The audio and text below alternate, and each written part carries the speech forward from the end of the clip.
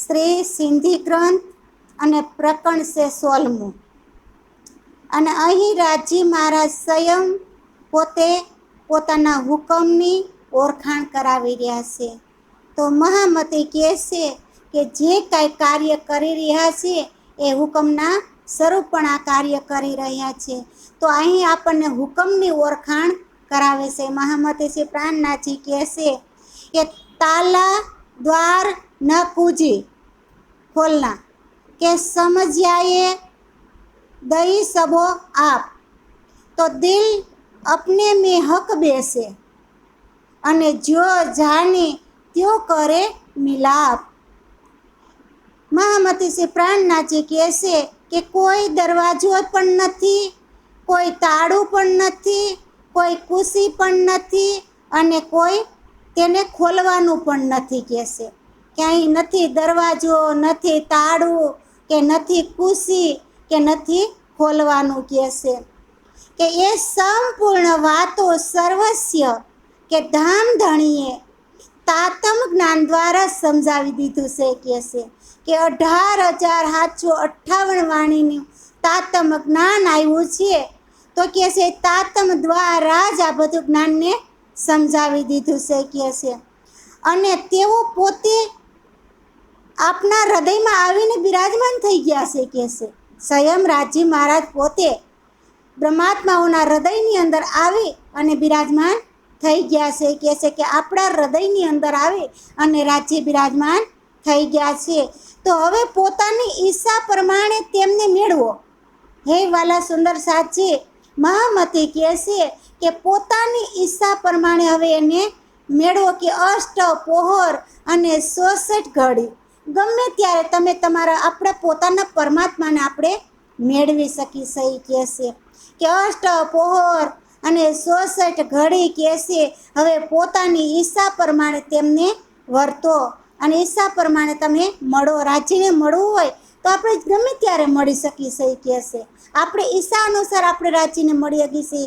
ઈચ્છા અનુસાર આપણે એમની સાથે વાત પણ કરી શકીએ. ઈચ્છા અનુસાર આપણે એમની સાથે રહી શકીએ. કહેશે કે સહેગર સે હક નજીક અને આડા પટના દ્વાર. કહેશે ખોલી આંખે સમજ કી દેખતી ન દેખે ભરથાર. કે ધામધણી આપણા શ્વાસ નરીથી પણ નજીક છે. કહેશે જે આપણા ધામધણી છે સ્વયંપૂર્ણ બ્રહ્મ પરમાત્મા અક્ષરાતે શ્રી કૃષ્ણ પરમાત્મા છે.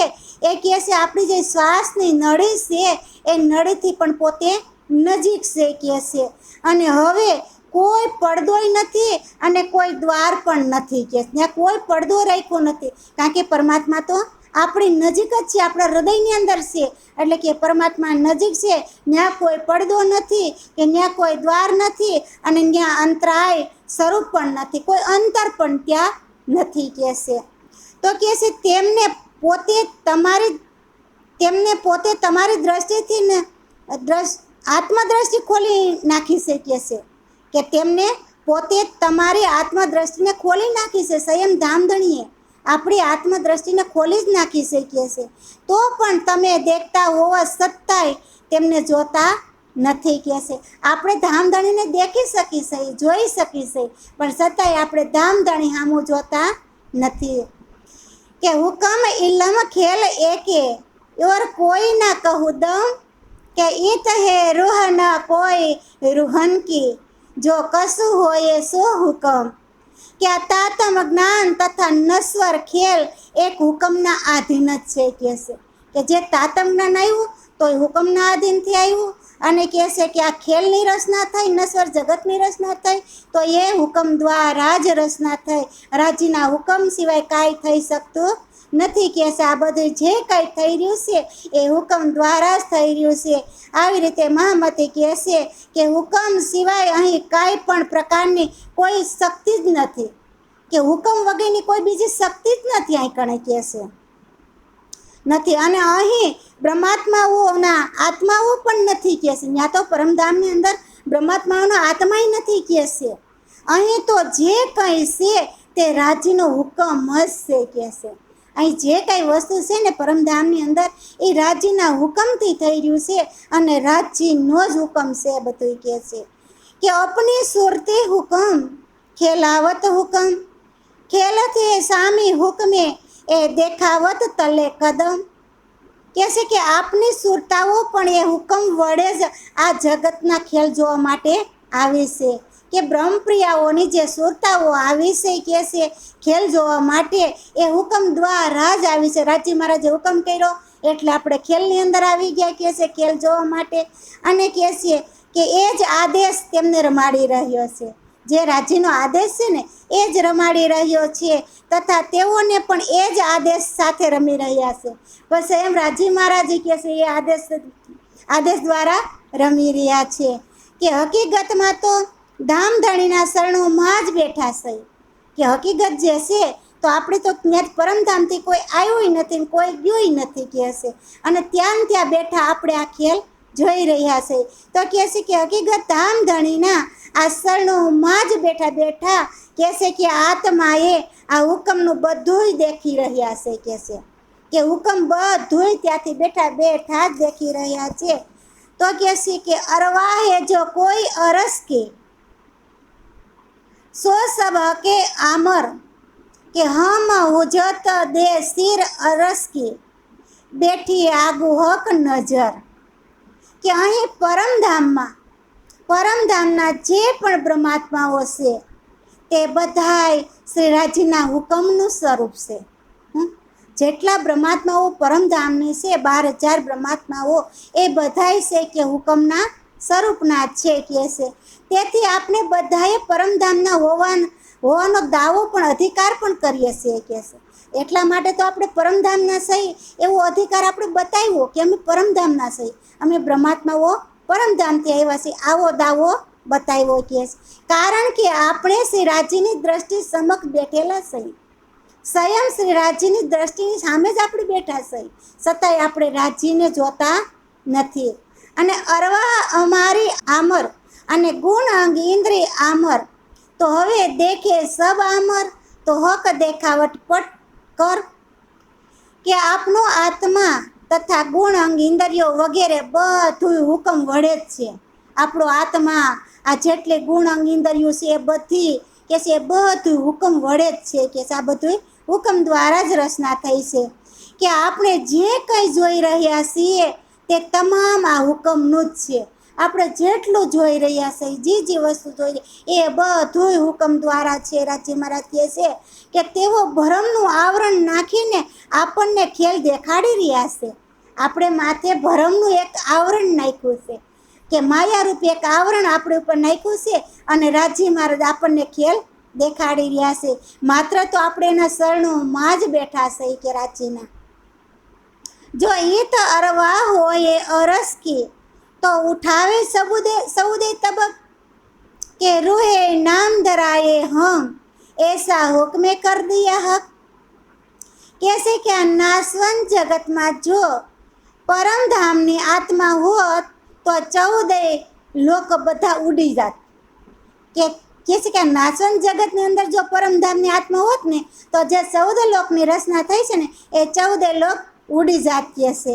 અને રાજીના હુકમથી જ આપણે બ્રહ્માત્માઓનું નામ ધારણ કર્યું છે. આ રાજ્ય જ આપણને બ્રહ્માત્માનું નામ આપ્યું કે તમે બ્રહ્મપ્રિયાઓ સૌ. આવું નામ કોણે આપ્યું આપણને કે રાજી મહારાજે સ્વયં પોતાના હુકમ દ્વારા આપ્યું છે કે છે. અને જૂઠ ન આવે અરસ મેં સાસ નજરો રહે નર ન જૂઠ કે દેખ્યા અંતર માહે બાહેર કચ્છું જરા ન હુકમે સૂટ. કે પરમધામમાં જૂઠું આવી શકતું જ નથી. જ્યાં સત્ય હોય ત્યાં જૂઠું આવે નહીં કે એટલે કે પરમધામમાં કાંઈ જૂઠું આવી શકતું નથી અને સત્ય આત્માઓની નજરની સમક્ષ કાંઈ ટકી શકતું નથી. કે સત્ય આત્મા છે એની નજરની સામે કાંઈ જૂઠું ટકી શકે નહીં કહે છે. એટલે કહે છે કે એની સમક્ષ નજરની સમક્ષ કાંઈ જૂઠું ટકી શકતું નથી.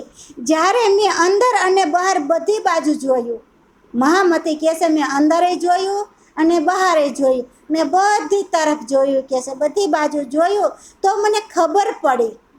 મહામતી કહે છે તો મને ખબર પડી કે અહીં શ્રી રાજીના હુકમ સિવાય લેશ માત્ર કંઈ નથી. અહીંયા રાજીનો હુકમ જ છે, એ બીજું કાંઈ અહીંયા નથી કહે છે. મેં બધે બહાર અંદર બધાય આજુબાજુ બધે જોયું, પણ કહે છે કે અહીં તો રાજીનો હુકમ સિવાય કાંઈ માત્ર છે જ નહીં.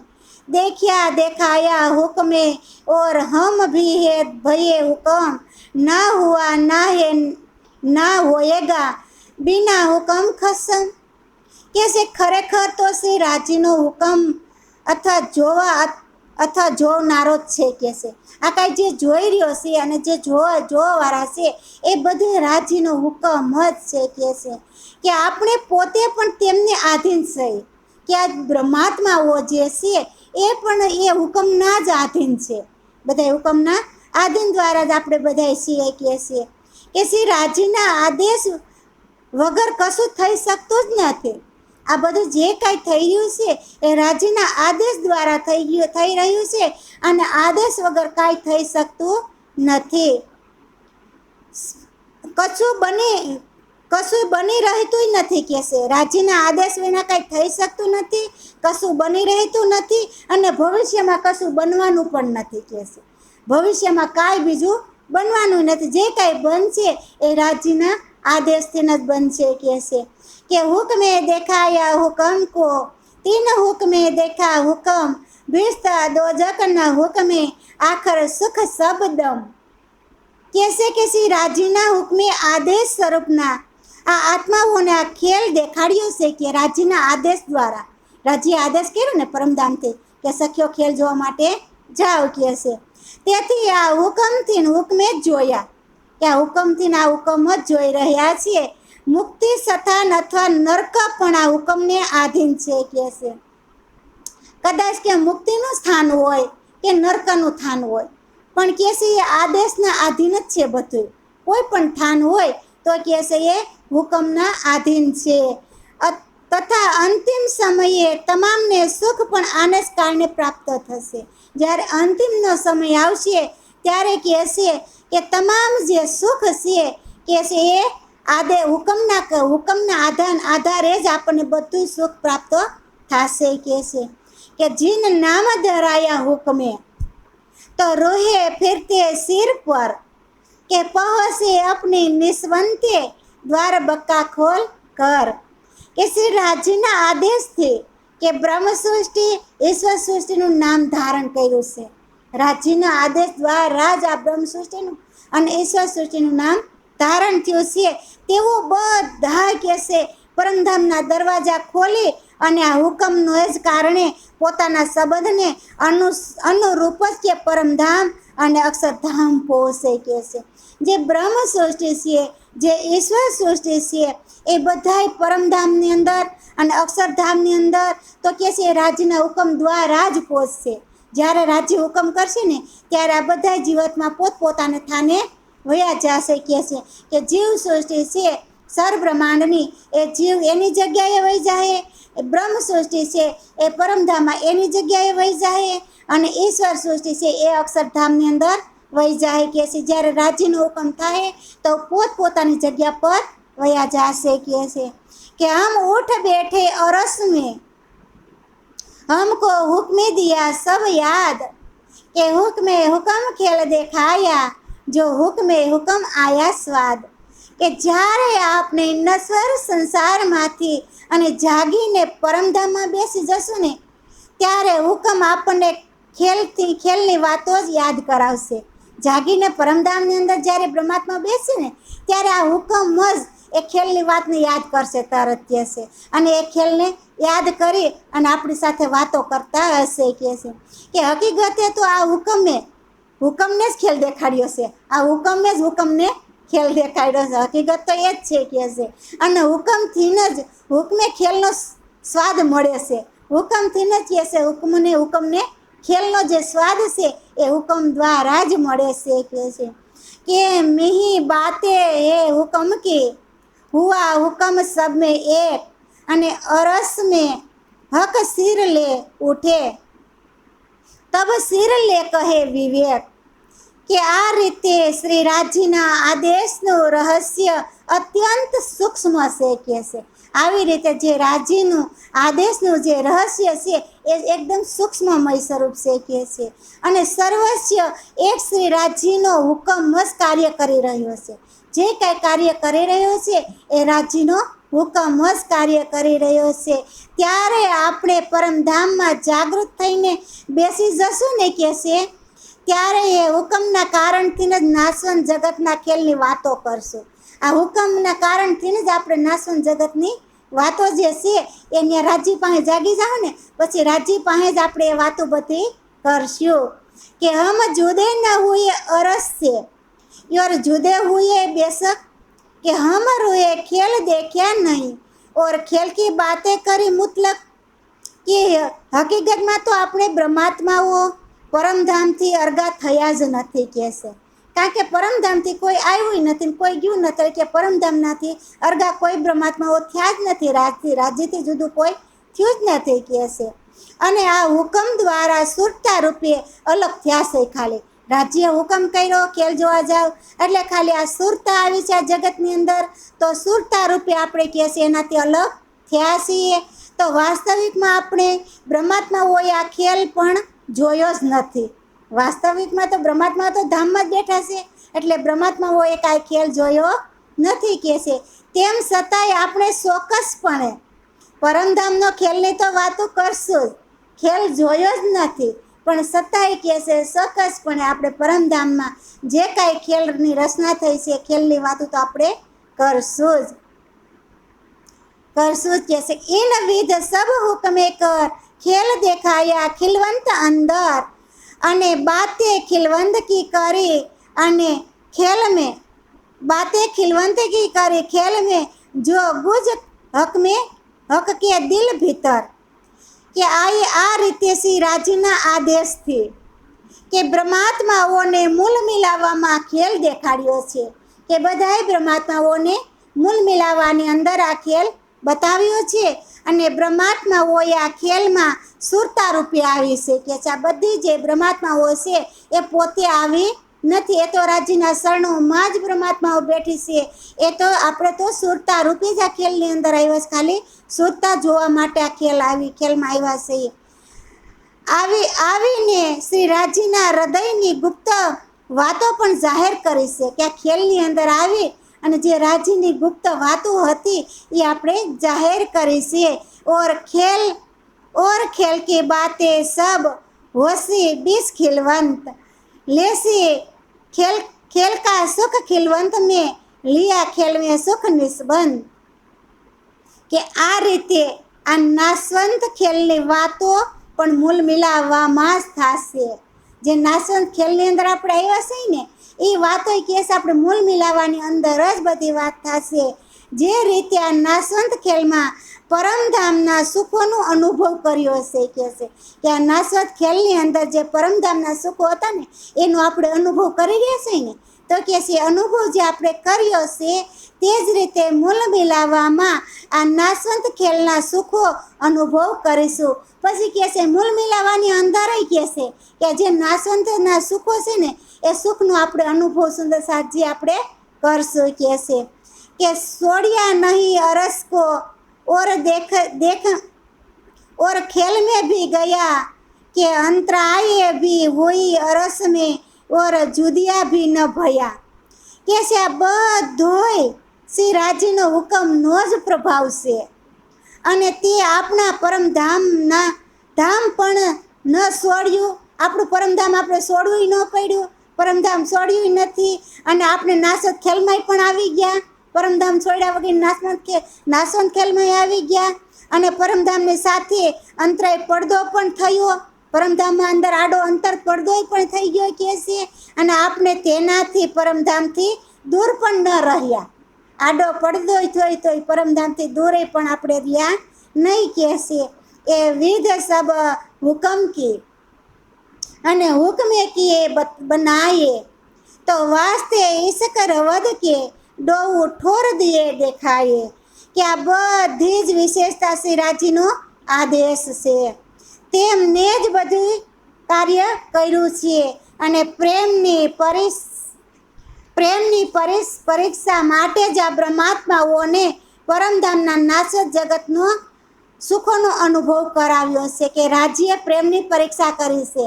એટલે આપણને આ નશ્વર જગતની અંદર મોકલા છીએ કે રાજ્ય આ ખેલની અંદર જે સખીઓ જાય છે એ મને ભૂલી જાય છે કે યાદ કરે છે. એવી રીતે કે મારી સખીઓની હું પરીક્ષા કરી લઉં, તો આપણી પરીક્ષા કરવા માટે આપણને આ ખેલની અંદર મોકલા છે. અને આપણે નશ્વર જગતરૂપી ખેલ જોઈ રહ્યા છીએ અને ફરી ખેલ જોઈ અને આપણે પરમધામની અંદર જ બેઠા છીએ. તો ફરી પાછી આપણી દ્રષ્ટિ ક્યાં કરવાની છે? રાજ્યની સમક્ષ, રાજ્યની સામે જ આપણી દ્રષ્ટિ છે, રાજ્યની સામે જ બેઠા છીએ. તો ખાલી ત્યાંથી દ્રષ્ટિ જ ફરી છે. ખાલી દ્રષ્ટિ જો આપણી રાજ્ય સામે થઈ જાય તો પછી આપણે રાજ્યના શરણોમાં જ બેઠા છીએ કે છે ઓર સાહેબી અપની દેખાઈ નિકે કર ક્યો કહું બડાઈ હક કી મેરા ખસમ બડા કાદર. કે આ રીતે શ્રી રાજ્યે આપણને એમની પ્રભુતા અને એમનું મહત્વ શું સારી રીતે દર્શન કરાવ્યું. રાજ્ય મહારાજે પોતાની પ્રભુતા દેખાડી અને પોતાનું મહત્વનું દર્શન કરાવ્યું. હું પરમધામની મહાનતા પ્રભુતાનું શું વર્ણન કરું. મહામતી શ્રી પ્રાણનાથજી કહે છે કે ધામ ધણીની જે મહાનતા છે, જે પ્રભુતા છે, એનું વર્ણન કેવી રીતે કરી શકું. કહે છે કે મારા ધણી તો ભારે સમર્થ છે, કે મારા ધણી તો એવા સમર્થ છે, એનું વર્ણન આ સાંભળાની જીભ દ્વારા થઈ શકતું નથી. કે મહામતી કહે છે કે હે મોમીનો, કે હકે બેઠા એ તલે કદમ તો કરસી હાસી 20 અરસ કે જો કરે હુકમે ઇલમ. શ્રી મહામતી કહે છે કે હે બ્રહ્માત્માઓ, કે ધામધણીએ આપણને પોતાના શરણોમાં જ બેસાડ્યા છે. કે આપણા પોતાના જે ધામધણી અક્ષરાતીત શ્રી કૃષ્ણ પૂર્ણ બ્રહ્મ પરમાત્મા છે, એણે એમના શરણોમાં જ આપણને બેસાડ્યા છે. અને તેમના હુકમ અને જ્ઞાન વડે જ આ જગતમાં આપની સિદ્ધિ કરી છે. કહે છે આ જગતમાં સિદ્ધિ એના જ્ઞાન દ્વારા જ કરી છે. તેથી તેઓ પરમધામમાં આપની હાસિલ થશે. રાજ્ય મહારાજ કહે છે તમે ખૂબ કહેતા હતા ને કે ત્યાં જઈને અમે તમને ભૂલશું નહીં, તો આપણે ભૂલી જાઓ તો જરૂર રાજ્ય મહારાજ આપણે હાસી પરમધામની અંદર થશે. તો રાજ્યની સમક્ષ પાછી દ્રષ્ટિ જો થઈ જાય તો હાસી થાય નહીં તો આપણે હાસી પરમધામની અંદર પાછી થવાની છે. કારણ કે આપણે ખેલ જોવા આવ્યા છીએ અને ખેલ જોઈ અને ફરી પાછું આપણે પરમધામની અંદર જ્યાં છીએ ત્યાં જ આપણે બેઠા છીએ એવી આપણી દ્રષ્ટિ આપણી અંદર આવી જશે. ત્યારે આપણે સંપૂર્ણ આપણું જીવન થશે. આવી રીતે મહામતી શ્રી પ્રાણનાથજી આપણને સંદેશો આપી રહ્યા છે કે બોલો શ્રી પ્રાણનાથ પ્યારે કી જય.